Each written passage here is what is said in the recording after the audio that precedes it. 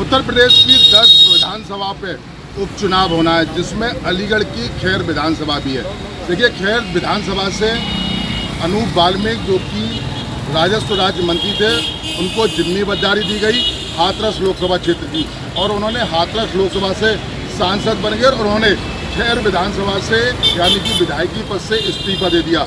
देखिए, सबसे बड़ी बात बताएंगे कि अगर खैर विधानसभा की बात करें तो जाट बाहुल इलाका खैर को बोला जाता है। खैर के अगर टोटल वोटरों की अगर हम बात करते हैं तो 4,02,898 के आसपास लगभग टोटल मतदाता हैं। देखिए, लेकिन सबसे बड़ी बात यह है कि खैर का चुनाव अब दिलचस्प हो गया है। कारण है कि चंद्रशेखर आज़ाद कुछ दिन पूर्व अलीगढ़ आए थे और उन्होंने एक जनसभा में संबोधित करते हुए ये कहा था कि अब वो जो है खैर से चुनाव लड़ेंगे, और उन्होंने बाकायदा पूरी अपनी टीम तैयार कर दी। दूसरा कारण ये भी रहा है कि इस बार जब लोकसभा का चुनाव हुआ था तो अलीगढ़ लोकसभा खैर में पड़ती है, लेकिन भारतीय जनता पार्टी के प्रत्याशी सतीश गौतम खैर में 1500 वोटों से पीछे रहे थे, यानी कि 1500 वोटों से वो खैर से हारे थे। हालांकि अगर चुनाव की बात करें वो चुनाव 15,000 वोट से जरूर जीत गए, लेकिन खैर में कहीं ना कहीं बीजेपी पिछड़ी थी।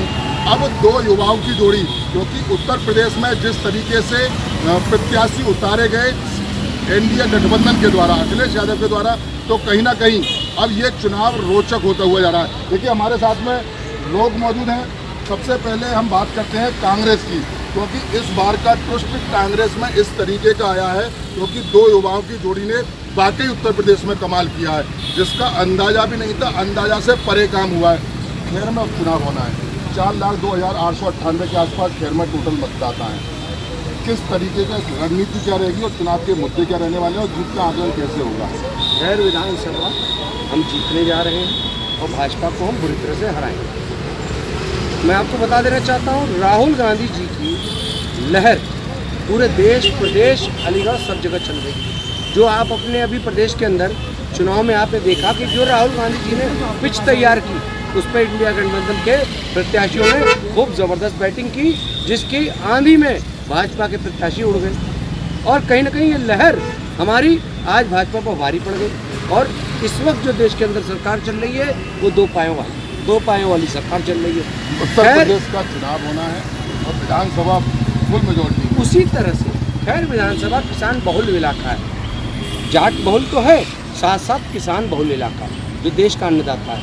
राहुल गांधी जी ने जो संघर्ष किसानों के लिए किया है वो किसी भी पार्टी में किसी भी नेता ने किसानों के लिए नहीं किया।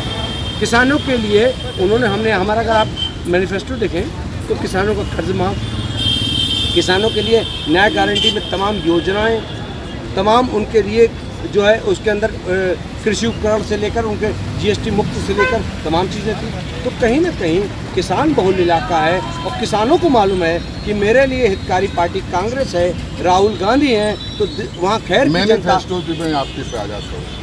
आपने मैनिफेस्टो में देखा होगा, जैसे अगर लोकसभा में हमारी सरकार बनती है तो 8500 रुपये आएंगे खटाखट, और बीजेपी ने इस बार इसका मुद्दा बनाया। उन्होंने कहा कि 8500 रुपये का लालच देख के अल्पसंख्यकों को बलगड़ाया गया, गुमराह किया गया, जिसकी वजह से ये उत्तर प्रदेश में अपनी सीट लाए। 8500 रुपये वाले मैनिफेस्टो का आप क्या करेंगे जब वो भी एक जुमला था?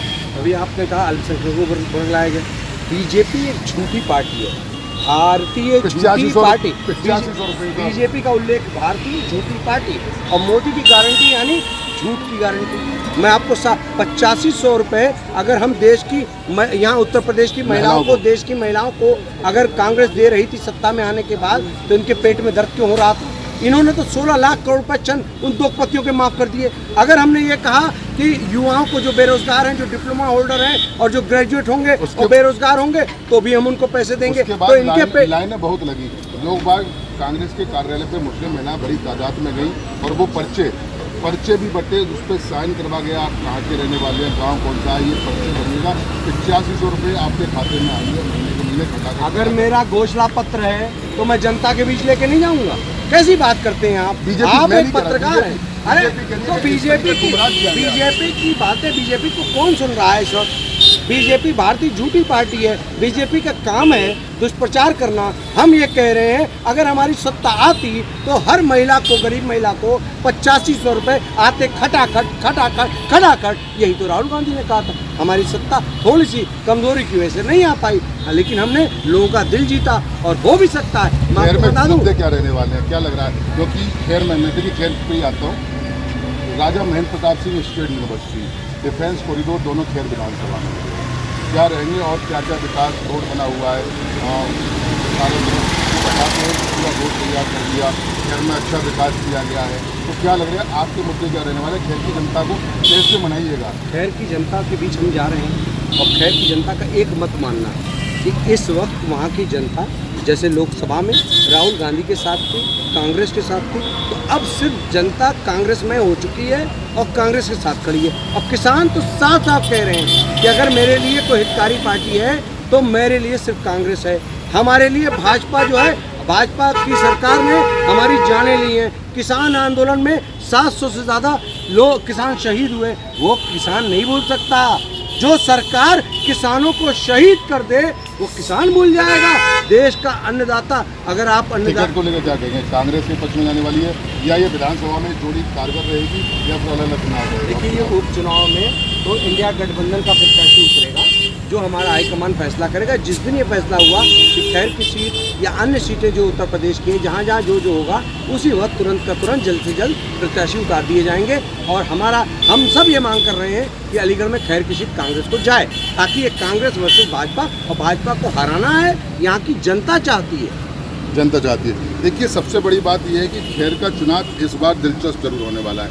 कारण है नगीना के सांसद और आज़ाद समाज पार्टी के राष्ट्रीय अध्यक्ष, जिस तरीके से उनकी पॉपुलैरिटी बढ़ी, और साथ ही साथ में जब जनसभा को संबोधित करने के लिए वो अलीगढ़ आए तो उन्होंने कहा कि खैर में हमको हर हाल में चुनाव करना है। मेरे साथ में मंडल अध्यक्ष गुफरान नूर मौजूद है। क्या कहिएगा, खैर में लेके आप जा रहे हैं, है ना, आपका तो भाई फाइनल है कि आपको तो चुनाव लड़ना ही लड़ना है। इंडिया गठबंधन का जब प्रत्याशी सामने होगा वो सामने आ जाएगा। किस तरीके से जनता के बीच में जाइएगा, समझाइएगा और क्या कहिएगा, क्योंकि खैर में विकास हुआ है। राजा महेंद्र प्रताप सिंह स्टेट यूनिवर्सिटी जाट होगी, जाट बहुल इलाका खैर को बोला जाता है। राजा महेंद्र प्रताप सिंह स्टेट यूनिवर्सिटी खैर में है, डिफेंस कॉरिडोर खैर में है, और नारा भी यही है, अलीगढ़ के गोले पाकिस्तान पे जाकर बरसते। क्या कहिएगा, मनाएंगे कैसे? भाजपा अभी आपने लोकसभा में देखा होगा, खैर विधानसभा से अगर काम हुआ होता खैर में तो 15,000 वोटों से नहीं हारते, 1500 वोटों से नहीं हारते। और अभी आप सवाल कर रहे थे कि गठबंधन, अगर ये लोग हकीकत में भाजपा को हराना चाहते थे, जो गठबंधन इनका इंडिया गठबंधन बना था, तो माननीय चंद्रशेखर आज़ाद जी को लेना चाहिए था, है ना। उसके बाद हम लोग तब बताते कि हम कितनी सीट जीत रहे हैं हिंदुस्तान के अंदर, तो भारत के अंदर। आपने देखा होगा नगीना ने ये आईना दिखा दिया इंडिया गठबंधन को कि हम चंद्रशेखर को चाहते हैं, ना कि किसी को। आपने देखा होगा 80,000 81,000 सीट लेके हम दूसरा कैंडिडेट 2 ही सीटों पर लड़े थे हम। और देखिए, रही बात मोदी जी की, मोदी जी अभी रिजल्ट आया दिल्ली 20 की बच्चा 30 का, वो वाला रिजल्ट है कि उद्योगपतियों को इन्होंने अमीर बना रहे हैं और अमीर बना रहे हैं, और गरीब को और गरीब बना रहे हैं। रहा मुद्दे क्या रहेंगे चुनाव? मुद्दे अभी बताता हूँ मैं आपको। मोदी जी चाय की केतली दिखा दिखा के हिंदुस्तान का वोट लेते रहे। चाय की केतली से याद आएगा, चुनाव चिन्ह आपका क्या है? हाँ, मैं वही कह रहा हूँ, वो चाय की केतली हम पे आ गई है। अब चाय हम बेचेंगे, बनाएंगे भी हम, और अपने लोगों को पिलाएंगे भी हम, क्योंकि आवाम फीकी चाय और बिना दूध के चाय पीते पीते परेशान है। इंशाल्लाह हम सारी चीज़ें उसमें डाल के, अदरक इलायची सभी, तो हम पूर्ति करने वाले हैं। मुद्दे क्या रहेंगे, जनता के बीच में क्या जाएंगे, विकास क्या क्या करवाइएगा? विकास यही है, आपने खैर में बताया। खैर में देखिए, किसानों की ज़मीन हड़पी जा रही है, जो गवर्नमेंट ने ली है अधिकृत करके, और जाम की बहुत बड़ी समस्या है। 2-3 घंटे का जाम उसमें लग जाता है। एक बार अगर आप खैर को पार करेंगे तो 2-3 घंटे उसमें जाम में फंस जाते हैं। और जो हमारे किसान भाई हैं, उनकी ज़मीन जो हड़पी गई है, 10% लोगों को ही मुआवजा दिया गया है। अगर ये हालत न होती तो भाजपा वहाँ से 1500 वोटों से नहीं आती। और रही गठबंधन की बात, इंडिया गठबंधन की, अगर ये पूरे हिंदुस्तान में अगर भैया से गठबंधन करते चंद्रशेखर भैया से, तो हर सीट हम लोग हो सकता है हमारी मतलब आपकी तैयारी अब पूरी है? हमारी तैयारी पूरी है और हम 10 सीट जिताकर ये दिखा देंगे कि 2027 में मुख्यमंत्री हमारा होगा। क्या 10 सीटों पर उपचुनाव है? आप बड़ी बात बोल आपके पास आ गया कि हम 10 की 10 सीटों पर चुनाव लड़ेंगे? हाँ बिल्कुल, हमारे प्रदेश अध्यक्ष जी ने और राष्ट्रीय अध्यक्ष जी ने कहा है कि 10 सीटों पर चुनाव, और हमारी तैयारी भी होगी। सेक्टर कमेटी बूथ लेवल के तक हम पहुँच चुके। अभी मैं आपको दिखाऊंगा, करीबन एक दिन में हम 10 गाँव कवर कर। लेकिन बीजेपी तैयारी एक अपने बड़े स्तर पर है, बूथ अध्यक्ष, मंडल अध्यक्ष, बूथ महामंत्री, उनकी बूथ बाई बूथ पूरी तैयारी है। तो कहीं ना लग रहा है कि तैयारी कहीं थोड़ी सी हल्की रह पाएगी उनके आगे? नहीं, तैयारी से कम वोट, तैयारी करने वाला वोटर जो होगा ना, जो वोट डालेगा, वो ये भी तो देख रहा है भाई बजट किस तरीके का पेश कर रहे हैं, किस तरीके की समस्याएं हमारे शहर के अंदर आ रही हैं, तो ये सारी चीज़ें देखी जाएंगी। क्या लग रहा है शहर का चुनाव?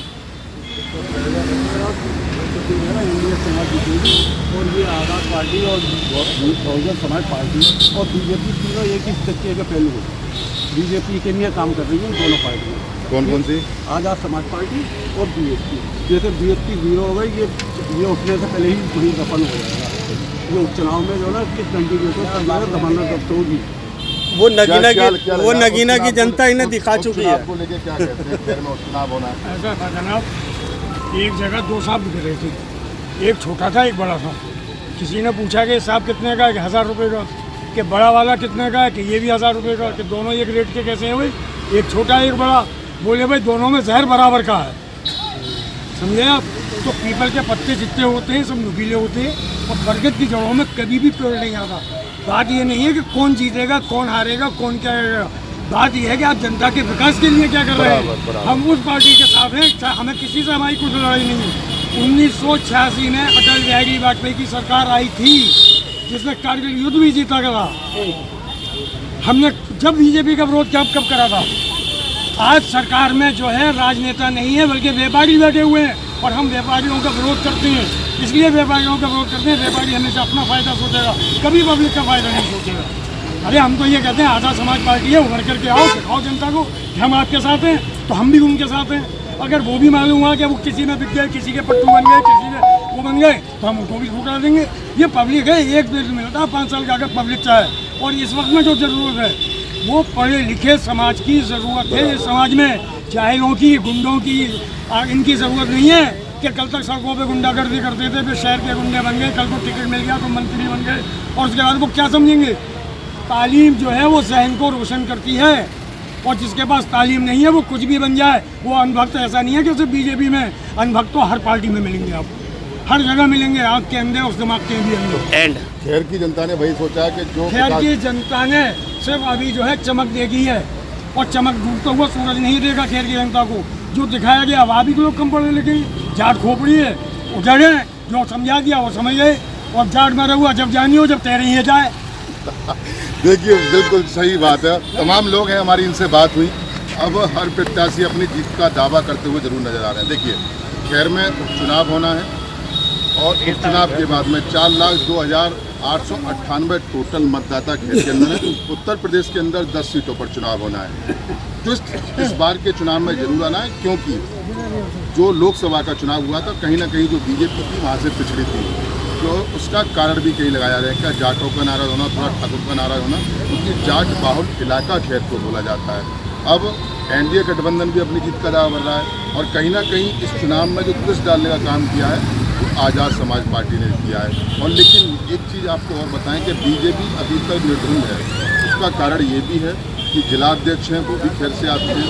अनूप वाल्मीकि हैं, वर्तमान में हाथरस लोकसभा के सांसद हैं, लेकिन खैर से वो 2 बार चुनाव जीते हैं और राजस्व राज्य मंत्री भी रहे हैं। कहीं उनका भी अपना वर्चस्व है। तो कहीं ना कहीं देखना ये कि बीजेपी अभी तक निर्धुंध है, लेकिन आखिर ताज किसके सर बनेगा ये तो जनता तय करेगी। लेकिन अब जनता का मानना यही है कि जो विकास करेगा वोट अब उसी को करेंगे। अब देखो जब खैर का उपचुनाव होता है तो इस बार ये कहना बिल्कुल ज़रूरी है कि इस बार जो खैर का चुनाव है वाकई दिलचस्प होने वाला है। मैं सहयोगी के साथ मोहित गुप्ता, TV9 अलीगढ़।